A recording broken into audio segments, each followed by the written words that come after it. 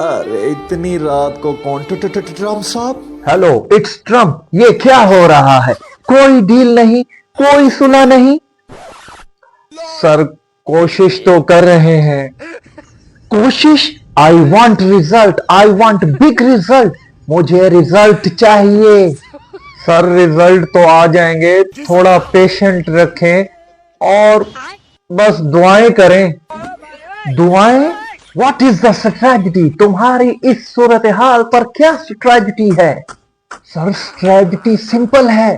पहले अनाउंस कर देते हैं और फिर आहिस्ता आहिस्ता सब ठीक कर देंगे।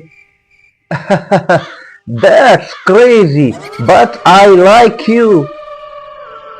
Thank you, sir. Okay, Sharif, do your magic. तुम अपना जादू दिखाओ। ट्रम्प साहब, पाकिस्तान में इसे कहते हैं पहले खबर फिर हकीकत। I like you. ट्रम्प साहब, यानी in short I tell you, ऐलान पहले काम बाद में। लेकिन